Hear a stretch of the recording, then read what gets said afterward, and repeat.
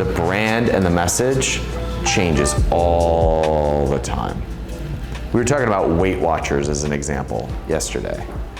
Their brand and their message has changed and adjusted. They use some keto products now. They add in new diets. They bring in new food. They bring in new spokespeople. They bring in new case studies. It's changing all the time. What has never changed is that the target market is the person who has always struggled with weight, is tired of the yo-yo diet, and we are still here for you. That's what doesn't change. Marketing messages change all the time. So when you're saying like we're trying different things, we're trying to find it, what you're really missing is that core person and speaking to them. And when you think about that, it gets really easy to speak. And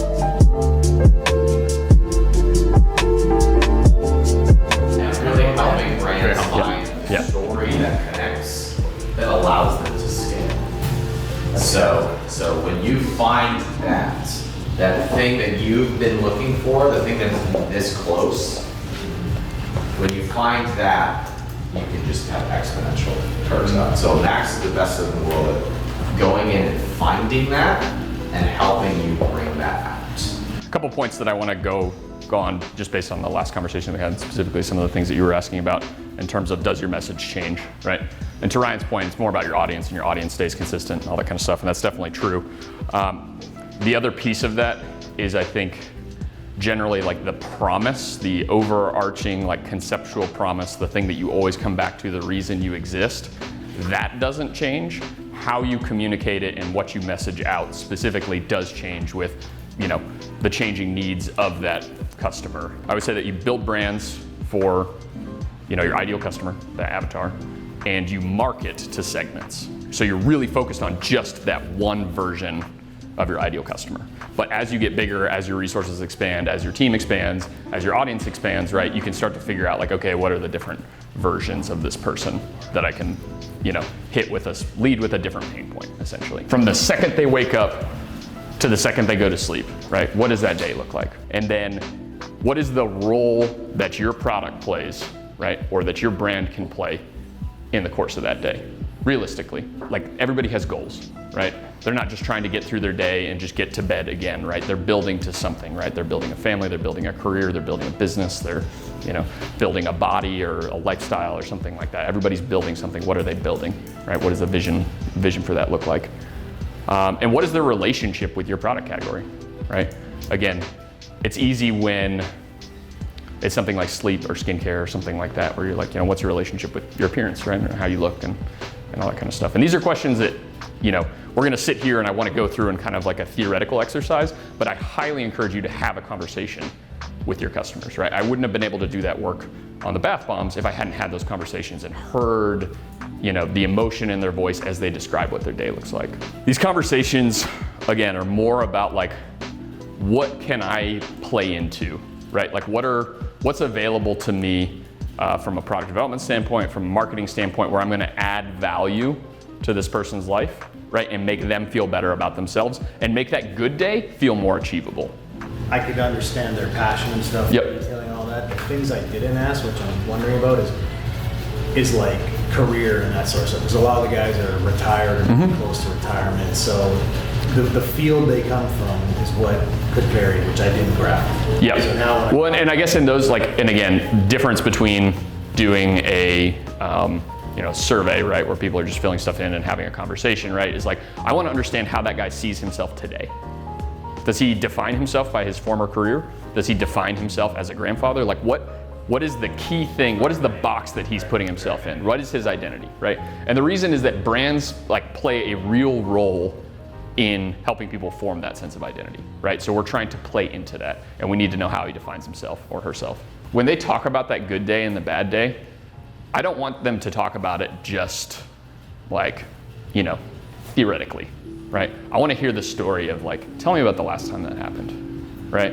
Like, I had, you know, one woman practically like break down in tears in a project that I was working on where it was kind of like a busy mom type, right? But she's talking about just kind of how difficult it is to balance everything. And like her 8-year-old was at soccer practice and he was acting up and kind of distracting the other kids. She had to go out on the field and like, straighten him out and everything. And then when she gets off after doing that, right, some other mom just comes on the field and just like lays into her, right? And just tells her how terrible of a parent she is and how her kid is distracting all of the other kids and how could she do that and all that kind of stuff. And this woman can't decide whether she's gonna go cry in the car or punch her in the face, right? But that's that kind of specificity, right, doesn't come unless you ask for it. There's 3 questions that I like to ask that are kind of like,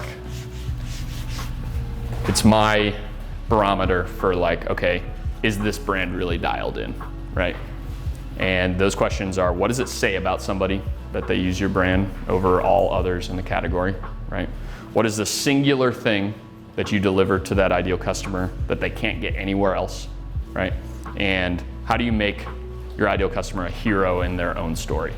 But in order to really like put it into practice, you kind of have to figure out like, okay, now that I know who this person is, where are they starting from and where do I want them to go, right? Where do I want to lead them?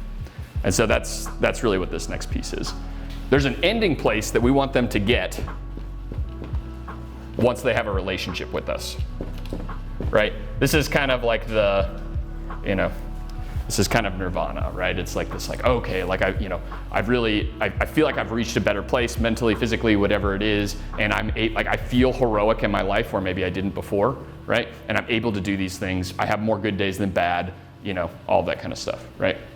Starting place, ending place. You can think of this again, if you think back to the previous question, like this is the worst day of their life, this is the best day of their life. You need to like meet them where they're at and lead them down this thing where like, hey, this is possible. You don't have to give into this, right? You can, you just need the right products, and this is what the right products look like, and we're the right ones, right? But again, the whole time not like communicating with an understanding of like who they are as a person, right? And where they're coming from, what their goals are, what their dreams are, or whatever, and then you end up down here. Kind of related to the square brand thing. So in that, they're kind of like the theory you hear a lot of people talking about, not trying to change people's beliefs or habits, because that's kind of super challenging, right? Yep. To change people's beliefs. So I'm just trying to get the distinction. Is that what So you're saying? it's more, think of it as establishing and reinforcing beliefs, not changing beliefs. If they don't believe this is possible, Okay, that's get them out of that there. was Yep. distinction. So we're not trying to really say, hey, you believe this currently. Like for example, hey, you currently believe that like diets don't work, but diets really do work. Here's why. Yeah, no. This is a qualifying belief, right? If they don't believe diets work, they're a terrible fit for your product, and you're gonna waste a ton of money trying to get them in. Yeah, they're the uninterested, uninspired, right? You want the like, hey, you know diets work, but you just have found one that's right for you. Yes, exactly. Yep. Everybody's different. Blah, blah, blah. Yeah, or like, to use Ryan's Weight Watchers example, right? Of like, you've been yo-yoing, it's okay, right? Like it happens, right? People break diets, it's fine.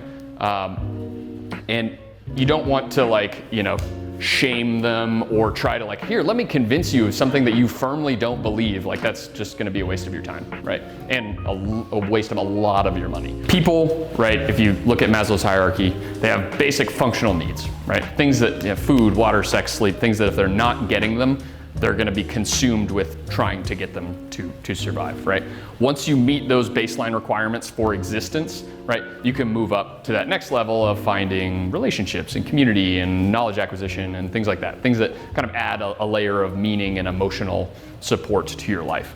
And once you have satisfied those things, then you can start to tackle the more existential questions of what makes me me versus you, right? Brands behave in much the same way, in the sense that like for any given category, there are like baseline requirements, things that you need to provide for anyone to even consider you, right? If you're selling, thickening hair products and they don't thicken your hair, people are either not going to buy from you or they're going to buy from you once and defect, right? That is a baseline requirement to be in the category, right?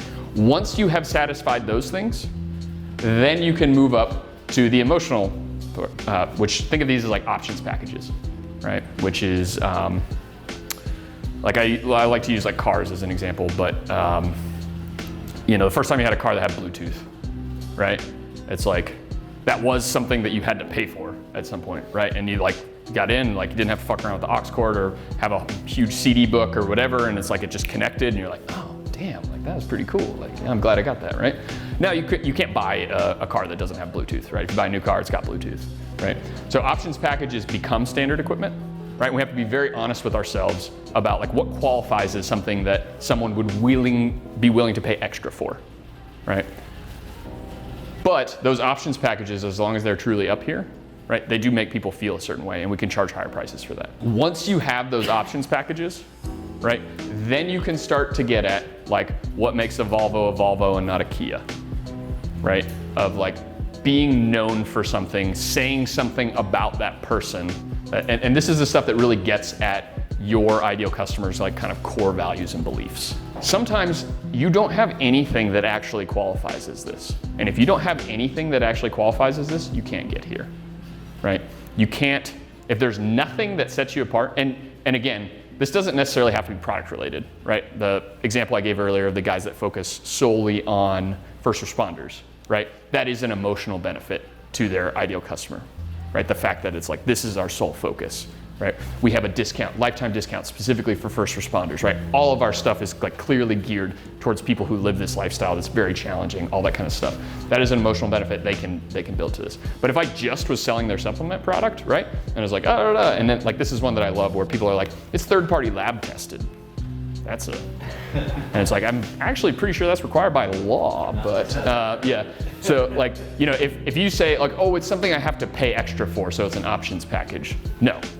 Only if your customer is willing to pay extra for it is an options package, right?